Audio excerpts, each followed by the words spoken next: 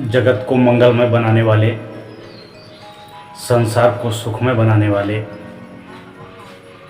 ढोंग पाखंड आडंबर का खंडन करने वाले,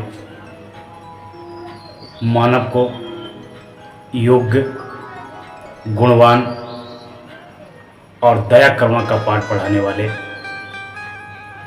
संत कबीर, संत सम्राट को नमन बंदन। उनके चरणों का स्मरण करते हुए, उनको श्रद्धा सुमन अर्पित करते हुए आज मैं चर्चा करूंगा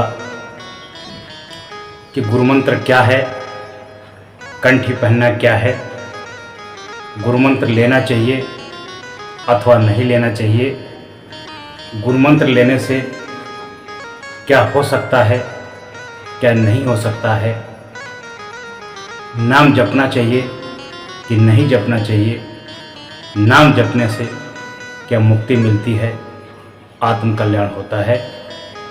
आज इन्हीं बातों पर हम चर्चा करेंगे। आपने देखा होगा दुनिया में, संसार में भिन्न भिन्न प्रकार के गुरु हैं, संत महात्मा हैं, सब अपना अपना नामदान देते हैं, अपना अपना गुरुमंत्र देते हैं। कोई बताता है कि ईश्वर 3 नाम का है, 3 नाम का जाप करो, तो कोई कहता है कि ईश्वर 5 नाम का है, 5 नाम का जाप करो। कोई कहता है कि ईश्वर 7 नाम का है, 7 नाम का जाप करो। तो कोई कहता है ईश्वर 2.5 नाम का है, 2.5 नाम का जाप करो।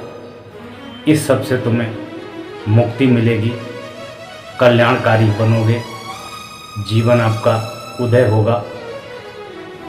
वास्तव में संत कबीर कहते हैं कि नाम जप करने से, जप तप करने से, पूजा पाठ करने से, यज्ञ करने से मुक्ति नहीं मिलने वाली है। रामचरितमानस में तुलसीदास ने भी कहा है, कर्म प्रधान विश्व रचि राखा, जो जस करई सो तस फल चाखा। ये कर्म प्रधान देश है। यहाँ जो व्यक्ति जैसा करता है उसको वैसा फल मिलता है। की गई क्रिया, किए गए कर्म का फल उसे अवश्य मिलेगा। उसे न कोई मंत्र रोक सकता है, न कोई तंत्र रोक सकता है, न कोई उपाय रोक सकता है। उसने अगर अच्छा कर्म किया है तो उसे अच्छा फल मिलेगा। अगर उसने गलत कर्म किया है तो उसका परिणाम उसे दुखदायी मिलेगा। नाम जपने की बात हो, कंठी पहनने की बात हो, इससे तुम्हारा कल्याण हो जाएगा, ऐसा धर्म गुरु कहते हैं। लेकिन मेरा मानना है नाम जपने से कल्याण हो जाता तो इस संसार में सबको मुक्ति मिल जाती। नाम जपने से कुछ नहीं होने वाला। एक बार भगवान बुद्ध के शिष्य गौतम बुद्ध से पूछ रहे थे कि नाम जपने से क्या होता है, पूजा पाठ करने से क्या होता है। गौतम बुद्ध ने बहुत ही प्रसन्नता के साथ, सहजता के साथ उत्तर दिया कि आप उस नदी का छोर देख रहे हो। उसने कहा कि देख रहा हूँ।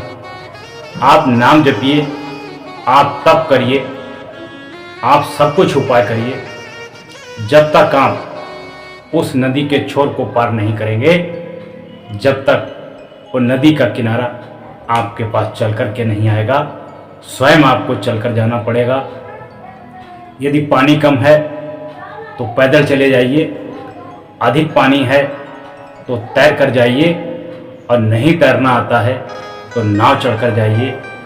इसके लिए आपको बुद्धि विवेक से कार्य करना पड़ेगा, नदी को पार करना पड़ेगा, तब जाकर के आपको नदी पार करोगे और दूसरा किनारा मिलेगा।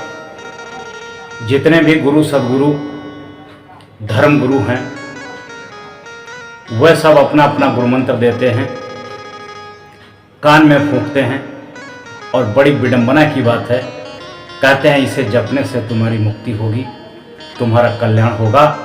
और साथ ही साथ ये भी बताते हैं कि किसी दूसरे को बताओगे तो इससे पाप भी लगेगा। एक बार विचार करिए, मनन करिए कि ऐसा मंत्र जो किसी को बताने से पाप लगेगा वो तुम्हारा कल्याण जीवन में कर सकता है कि नहीं कर सकता है। थोड़ा बुद्धि विवेक से कार्य करिए। ऐसा कोई तंत्र मंत्र यंत्र नहीं बना है जो आपको भवसागर से पार कर दे, आपके जीवन में खुशियाँ ला दे, आपको स्वर्ग की अनुभूति करा दे। जो गुरुमंत्र देने का काम करते हैं, नामदान देने का काम करते हैं, कंठी पहनने का काम करते हैं, ये सब अपनी अपनी दुकानें चला रहे हैं। इसलिए ये कहते हैं कि दूसरों को मत बताना, ताकि दूसरा हमारे पास आए, हमारा गुरुमंत्र ले और मेरी दुकानदारी चलती रहे। वहाँ की धर्म कल्याण के लिए, मानव सेवा के लिए, जन जन के हिताय के लिए आप दुनिया की प्रचार प्रसार करते हो, कल्याणकारी की बात करते हो, तो गुरुमंत्र खुलेआम क्यों नहीं बताते हो, ताकि सबका कल्याण हो जाए, सबकी मुक्ति हो जाए। इसके पीछे तुम्हारा खुद का स्वार्थ छिपा होता है। नाम जपने की एक कहानी मैं आपको तोता के माध्यम से बताएंगे। तोता माने बिहार में इसे सुक्खा भी कहा जाता है और इंग्लिश में इसे पैरट भी कहा जाता है। एक अल्पज्ञ संत था, उसे अधिक ज्ञान नहीं था। उसने अकेले रहते हुए एक तोता पिंजड़े में पाल रखा था और 12 वर्ष से उसको पढ़ता था सीताराम सीताराम सीताराम। वह तोता धीरे धीरे बुद्धिमान हुआ, अपने अन्य तोताओं को देखता था कि ईश्वर ने इनको भी जीवन दिया है, हमको भी जीवन दिया है। ये सभी लोग खुले आसमान में उड़ते हैं, खुले जंगलों में जाते हैं, हरियाली का आनंद लेते हैं, दुनिया की फूल पत्ती और फलों का रस लेते हैं, जीवन में आनंद करते हैं। और एक मेरा जीवन इस बाबा ने अल्प बुद्धि के कारण नरक में बना दिया, मुझे जड़ा से पिंजड़े में कैद करके रख दिया। वो तोता बहुत परेशान होता है। एक दिन वो भंडारा करता है, उसके यहाँ तमाम साधु संत आते हैं। एक कबीर पंथ का पारखी संत आता है, वो तोते को पिंजड़े में कैद हुआ देखता है, उसे बहुत दुख होता है। इत्तेफाक से वो संत कह देता है कि आज तोते को पढ़ा देना, मैं अन्य कार्य में व्यस्त हूँ। वह संत का सौभाग्य और उस तोते का भाग्य होता है। वो उसके पास जाता है कि तोता पढ़ो सीताराम। तोता गुस्से में आंख बबूला होता है, आंखें लाल पीली करता है, कहता है ये गोमूर्ख जो मुझे 12 साल से सीताराम का पाठ पढ़ा रहा है, और एक दूसरा मूर्ख आया है जे भी मुझे सीताराम का पाठ पढ़ाएगा। वह संत मने मन में हंसता है कि तोते की बुद्धि जागृत हो गई है, मेरा काम होने वाला है। वो कहता है कि तुम किस बात से परेशान हो। तोता कहता है कि मैं 12 साल से सीताराम का नाम जपता हूँ, इससे मुक्ति तो मुक्ति, इस पिंजड़े से नहीं निकल पा रहा हूँ, क्या फ़ायदा है इससे नाम जपने से। संत कहता है कि तेरी बुद्धि जागृत हो गई है, आज तुझे मैं इस पिंजड़े से आज़ाद करा के रहूँगा। मेरी एक बात माननी पड़ेगी, जो तेरा संत साधु है वो लकड़ी के खड़ाऊँ पहन के आता है। जब वो पिंजड़े की तरफ तुझे पढ़ाने के लिए आए तो कट कट की आवाज़ आएगी, तभी तुम दोनों आंखें बंद कर लेना, श्वास भी रोक लेना और दोनों पैर ऊपर को करके लेट जाना। उसे लगेगा कि तोता मर गया है, वो निकाल करके पिंजड़े से बाहर फेंक देगा और तुम उड़ जाना, अपने जीवन का आनंद लेना और अपने तरीके से जीवन जीना। इस कैद से हम तुझे आज़ाद कर देंगे। ऐसा ही होता है। वो साधु पढ़ाने के लिए आता है और वह तोता सांस बंद करके, आंखें मूंद करके, पैर ऊपर करके लेट जाता है। तभी उसे लगता है कि तोता मर गया। वो पिंजड़े से तोता निकाल के फेंक देता है, तोता फट से उड़ जाता है।